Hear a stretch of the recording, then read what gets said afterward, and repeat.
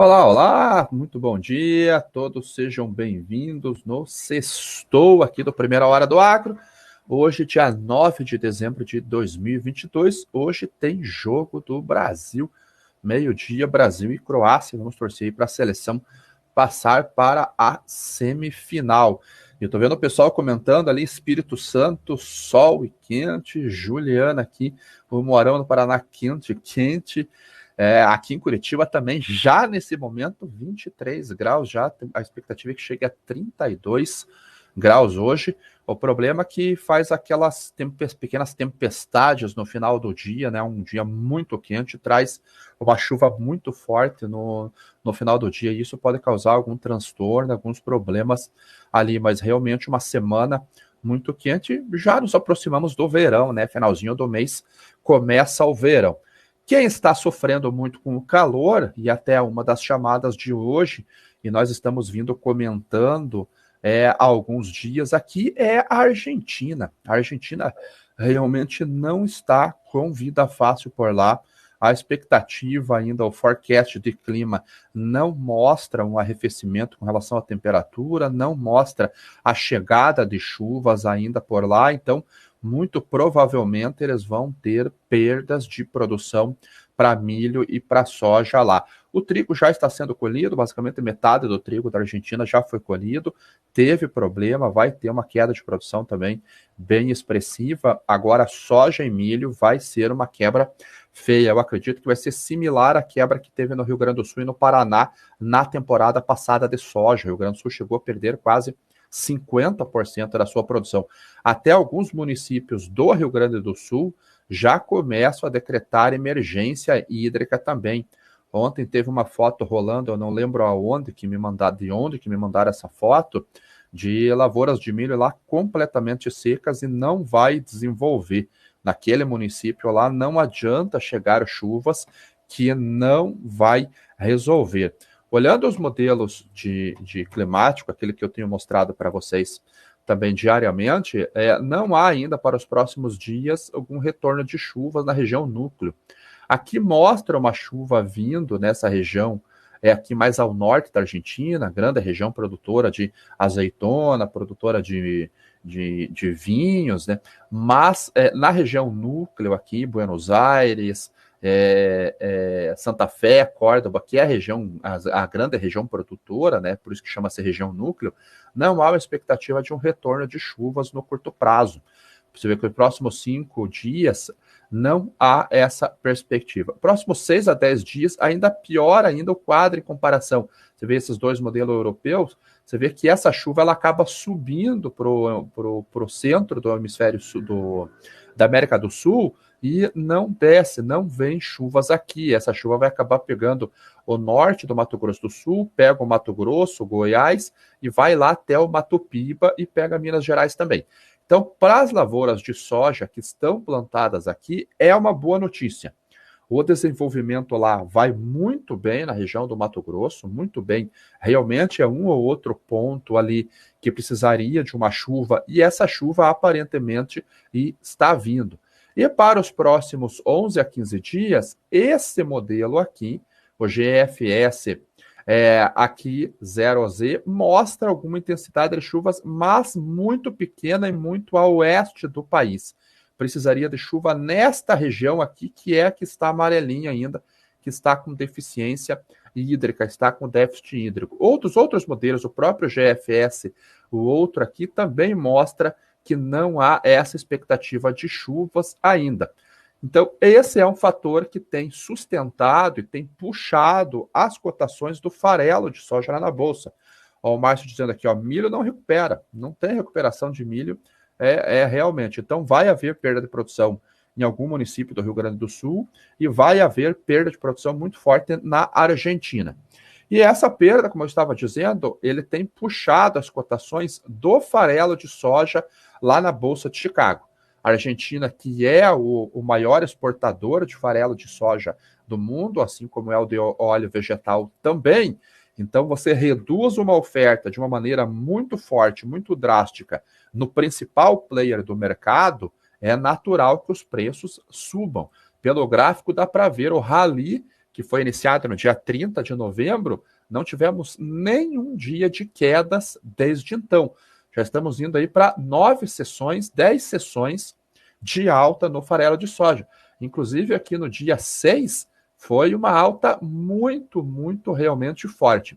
Junto a isso, há problemas de logística nos Estados Unidos, há o risco de greve de ferroviários, a baixa do rio Mississippi por lá também, os prêmios do farelo de soja muito altos lá, deixava a origem da commodity muito cara nos Estados Unidos, transferia essa demanda para outro local, então foi um cenário perfeito armado para essa alta do farelo de soja.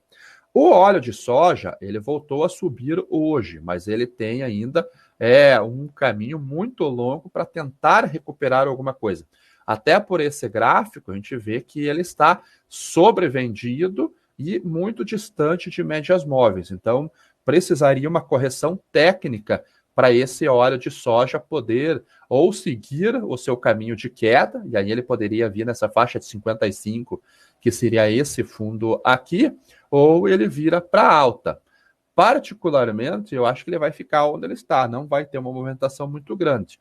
Agora, se houver mais algum problema, principalmente vindo com outros óleos vegetais, lá na Ásia, por exemplo, óleo de palma, o óleo de canola, óleo de girassol, que já tem um problema devido à situação da Ucrânia, a gente pode ver esse preço voltando a subir. O que é uma boa notícia para a indústria é que o oil share ele continua caindo. E isso acaba melhorando a margem para a indústria. Por que que melhora? Olha, isso aqui parece que caiu de um precipício, realmente, as cotações do oil share. O oil share ele é a participação das cotações do óleo na cotação do grão. Então, para você calcular o oil share, você vai pegar o grão e vai multiplicar ou dividir pelo rendimento do seu complexo.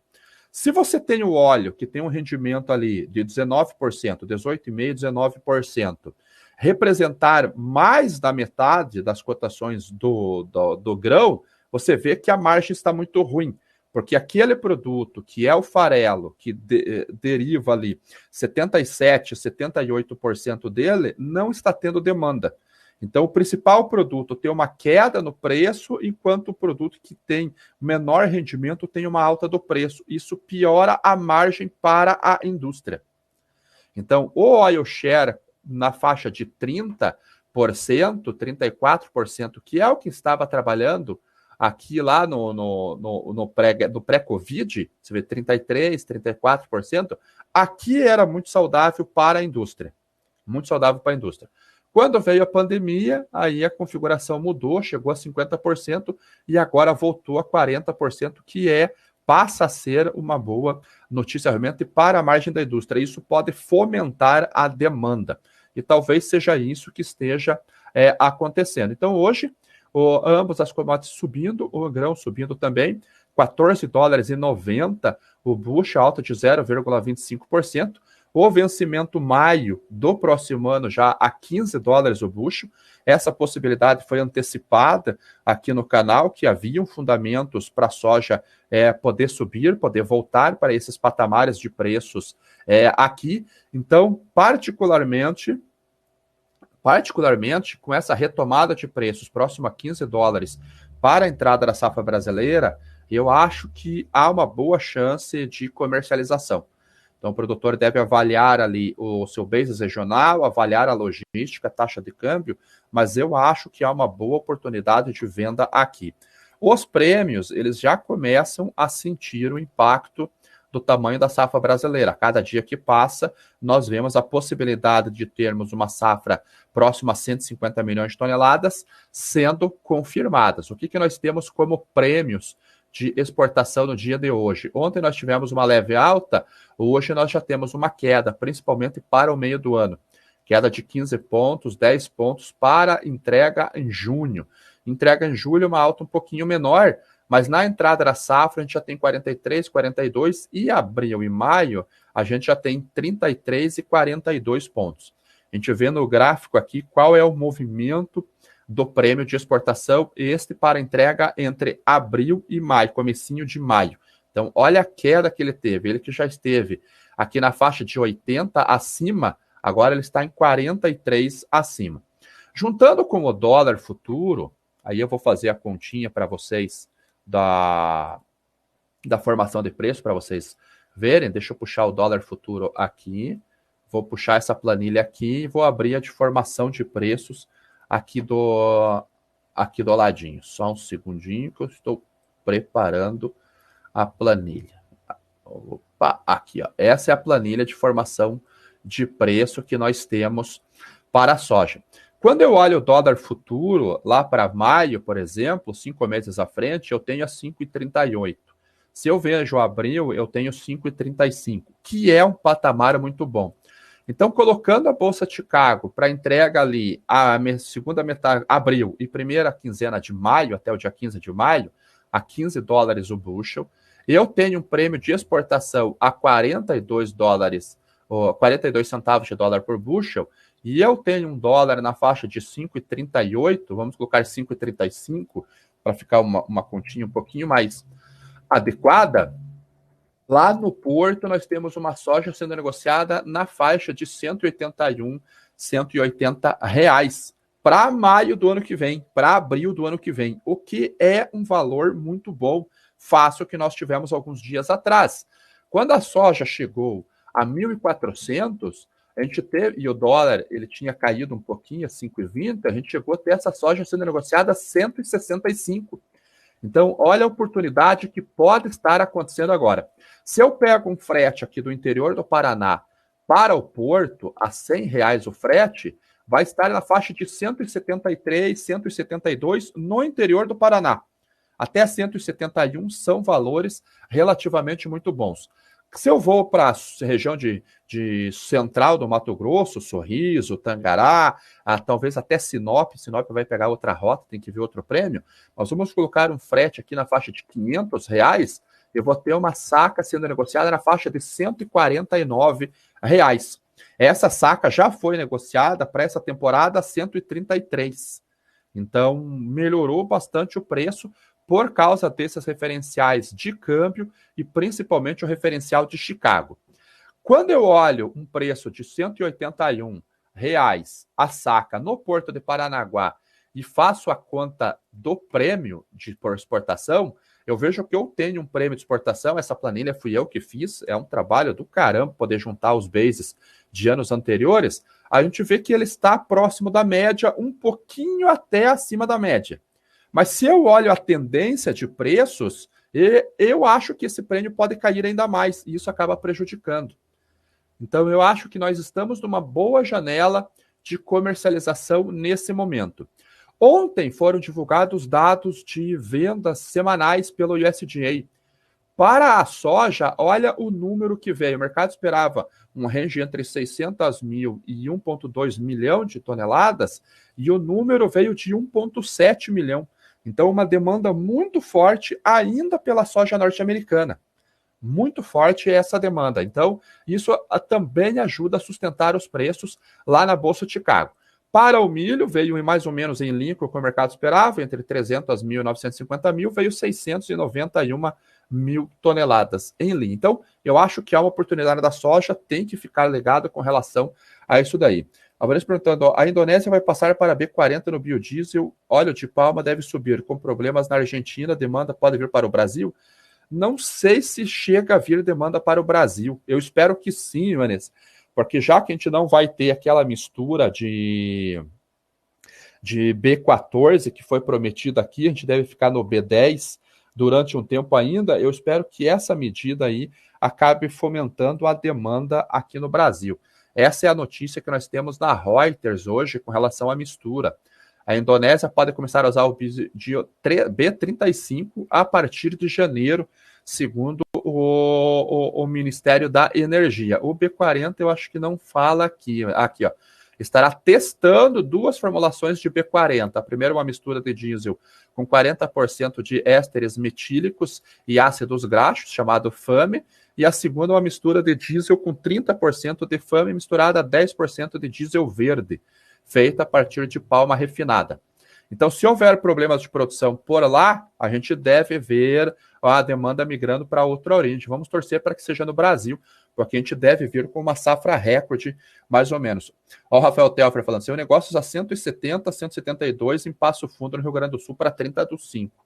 Então melhorou bastante realmente o preço em comparação com alguns dias atrás. Ontem saiu também, a Conab divulgou o levantamento de safras e ela reduziu um tasquinho a produção de soja, mas confirma uma produção acima de 150 milhões de toneladas. 153 milhões e 477 mil toneladas é a projeção da Conab. Está muito em linha com todas as outras consultorias privadas de mercado. Só o USDA que vê uma produção um pouquinho menor, aí 152. Pero hoje nós vamos ter o relatório do ASDE, relatório de oferta e demanda global, divulgado às 2 horas da tarde. Lá talvez ele também faça, o departamento também faça um ajuste para cima. Todo mundo está prevendo uma produção nessa faixa 152, 153. Eu acho que a gente vem um pouquinho abaixo. Eu acho que a gente deve vir na faixa de 150 ou 149 devido a problemas no noroeste do Rio Grande do Sul e algum problema de excesso de chuva aqui no Paraná, principalmente na porção leste do estado que ainda está colhendo trigo. Então a gente vai ter um plantio muito tardio e está chovendo muito aqui. Ano passado a produção ficou em 125 milhões de toneladas. Houve expansão de área também, quase 2 milhões, um pouquinho mais de 2 milhões de hectares. Então, a gente deve vir realmente com uma produção muito grande para a soja aqui no Brasil. E isso vai pesar no referencial de prêmio e de bases. Por isso que a gente tem dado uma consultoria bem de perto com os nossos clientes para gerenciar o risco de base realmente, porque não existe derivativo. Você tem que gerenciar diretamente no físico. Com relação ao milho, a produção brasileira está estimada em 125 milhões de toneladas, segundo a Conab. Também houve expansão de área, uma área um pouquinho menor, aqui 800 mil hectares, mas houve uma expansão, 125 milhões. A primeira safra, que é essa que já está 100% plantada, já está no campo desenvolvendo, ela está estimada em 27,2 milhões, acima dos 25 milhões da safra de verão passada. Só que a safra de verão passada, ela estava estimada em 29 milhões. Houve aquela quebra muito grande, Rio Grande do Sul e Paraná, e ali ela reduziu e fechou em 25 milhões. A área teve uma leve redução, um tasquinho só, 100 mil, que é 50 mil hectares aqui aproximadamente, 25 mil hectares, não, 70 mil hectares só de redução. É pouca coisa, realmente 2,8% de redução. E esse ano a gente deve vir com uma safra completa. Talvez não os 27,2 milhões, talvez a gente fique nos 27, 26,5 devido a esses problemas no Rio Grande do Sul. Aqui no Paraná vai muito bem. Já o milho segunda safra, a gente vai vir com uma safra de 96 milhões segundo a Conab. 85 milhões foi a safra passada, essa que está sendo exportada agora. E nós vamos certamente bater recorde de exportação. Na minha previsão, a gente vai para 43 milhões e meio de exportação, superando o recorde de 2019. Eu mostrei para vocês isso no programa de ontem. E essa temporada a gente vem com 96 milhões aqui para a safra de inverno. Por que que isso é bom para o Brasil? Porque a Argentina vai ter um problema grave de produção do milho por lá. Temos acompanhado o problema de seca muito forte, vai ter uma redução na oferta por lá. De fevereiro, quando termina a safra brasileira, a temporada brasileira aqui, até finalzinho de abril, que é quando entra a safra argentina, só tem os Estados Unidos para exportar. Hoje, a gente deve ver, ou há uma chance muito boa de nós vermos, o USDA reduzindo o programa de exportação norte-americano, que ainda está em 54 milhões de toneladas. Só que não tem embarcado, o commitment está em 18, muito baixo o commitment para essa temporada aqui, 50% do ano passado.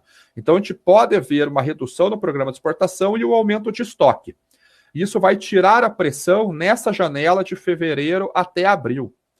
Como a Argentina vai ter uma redução de produção e o Brasil tem preço competitivo, tem qualidade e tem capacidade de entrega, e a nossa safra vindo um pouquinho mais precoce, porque o plantio foi feito de maneira antecipada, porque o clima ajudou no plantio, agora nesse início de temporada, ali em setembro, agosto, setembro, a gente deve começar a colocar esse milho no mercado em junho. E se o preço da Argentina estiver muito caro por uma redução de oferta, a demanda continua vindo no Brasil. E a gente pode, quem sabe, chegar a 50 milhões de toneladas de exportação, como está estimando o presidente da ANEC. Então, esse 96 milhões de toneladas passa a ser muito importante realmente para o balanço global. Passa a ser muito importante para o balanço global, principalmente no meio do ano, que é um período que, sazonalmente, os Estados Unidos está no meio do desenvolvimento da lavoura. Planta finalzinho de abril, planta maio, chega em junho, julho, a gente tem o auge de preços lá na Bolsa de Chicago, comportamento de alta. Isso pode ajudar no PPE nosso aqui, porque a partir do segundo semestre a formação de preço leva em consideração a paridade de exportação. Se a demanda estiver presente aqui, a gente tem uma valorização sazonal na Bolsa de Chicago e pode ter uma valorização sazonal, uma valorização nos prêmios de exportação devido a uma demanda se apresentando. Então a gente tem um cenário positivo. Além disso, a China já começou a comprar bastante milho aqui no Brasil e ela deve acelerar essas compras a partir da nossa safrinha. Então, eu que tinha uma expectativa de exportações de 2 milhões, 2 milhões e meio de toneladas, eu acho que a gente pode chegar a 5 milhões para a China sim, já que o país não tem comprado lá nos Estados Unidos. Então, olha que dinâmica bacana. Pede atenção na estratégia.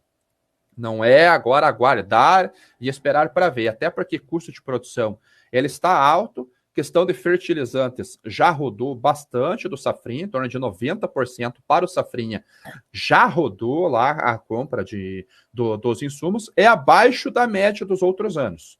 8, 9 pontos abaixo dos outros anos, porque o produtor ficou um pouquinho reticente de comprar porque o preço começou a cair, né? Aí, tradicionalmente, a gente sempre espera, sempre acredita que o preço vai melhorar, né?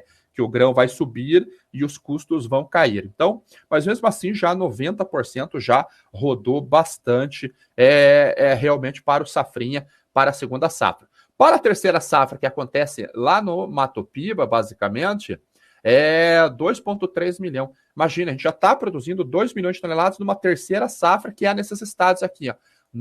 Grande parte do Mato Piba, o Bá, né? Mas tem aqui, ó, Pernambuco, Alagoas e Sergipe, além da região norte lá, também produzindo um tasquinho. Olha a produção da Bahia de terceira safra, 1,1 milhão.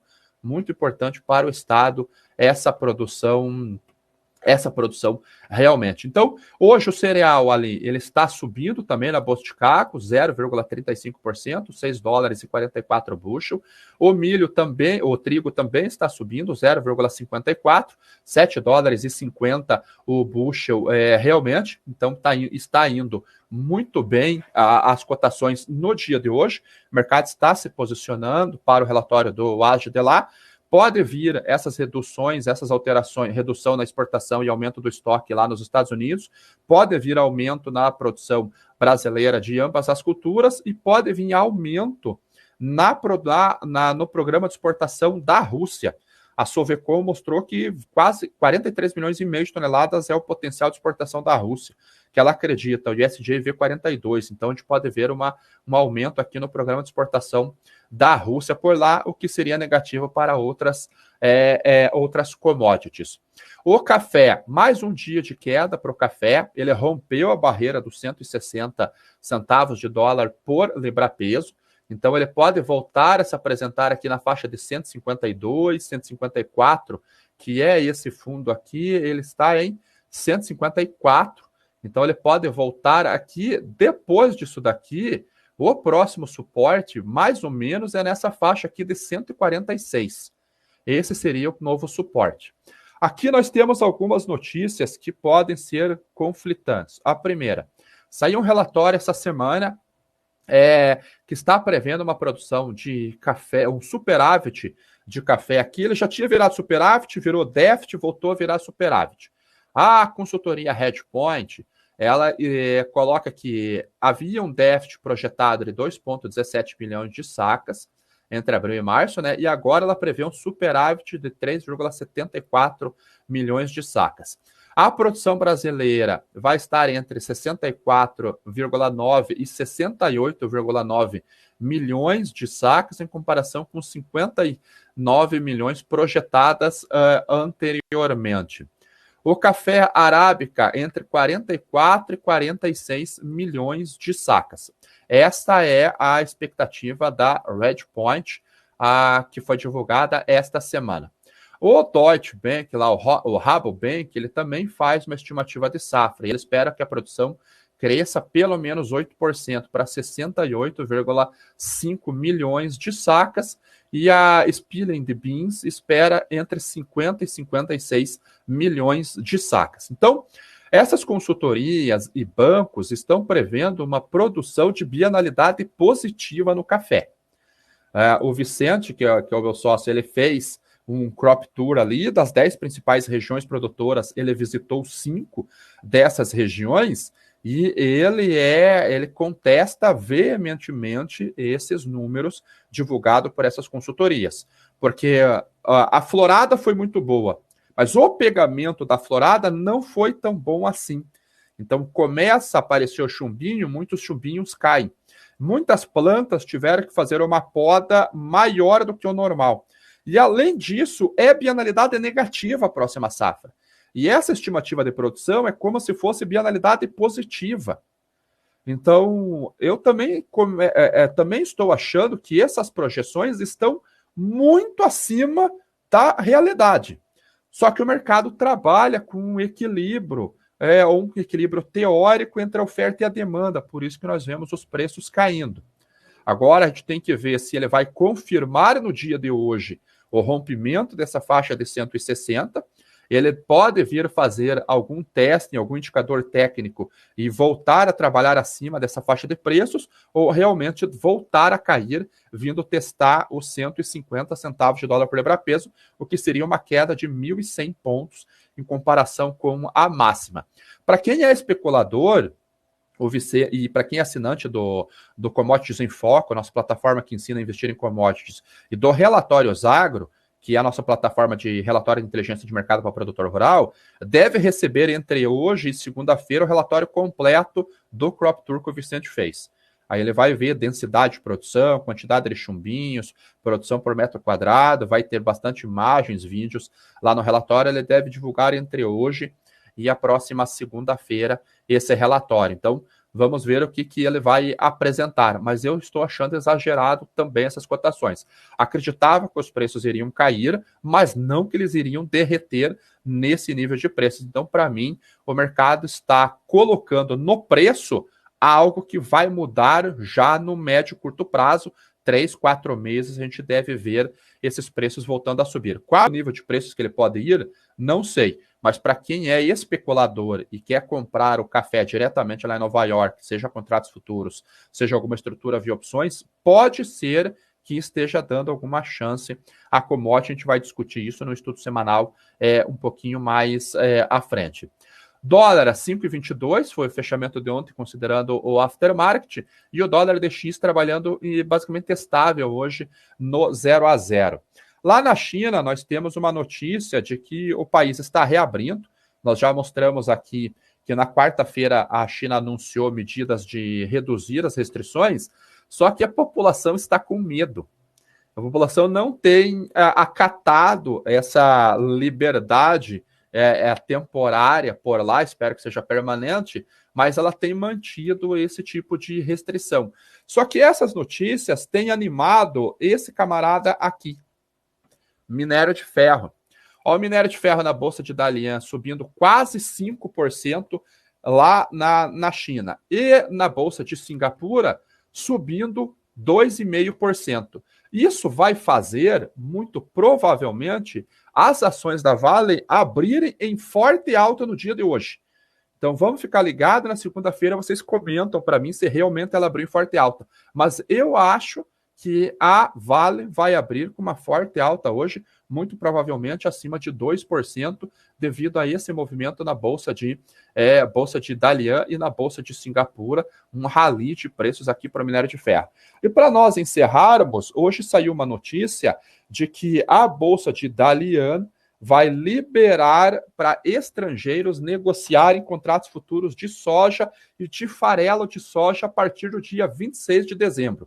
Presente de Natal. Então, mais uma bolsa para nós podermos especular, e agora a bolsa chinesa, que tem um movimento tão grande quanto a Bolsa de Chicago. Então, o regulador lá do mercado financeiro disse nessa sexta-feira que vai permitir que participantes internacionais façam o trading de soja e farelo de soja a partir do dia 26 de dezembro. Os contratos são negociados na Bolsa de Dalian Commodity Exchange. Então, esse foi o programa de hoje. Vamos dar uma olhadinha para encerrar aqui se havia alguma dúvida. Eu já vi o do Taufer, o Márcio, que na primeira semana de março de 2022, a soja bateu R$202 no balcão, na B3, $29, Chicago, 17 dólares, 5,20. Por que B3, então, só subindo? Eu não acompanho as cotações da soja na B3, mas eu acho que para o meu negócio não faz sentido mesmo. O Rafael falando aqui, acho que foi o 15 de março, quando a soja atingiu o maior preço, exatamente. Só que o preço passado não tem nada a ver com o preço futuro. A quebra da soja foi muito grande aqui no Rio Grande do Sul. Esse foi o preço spot, né?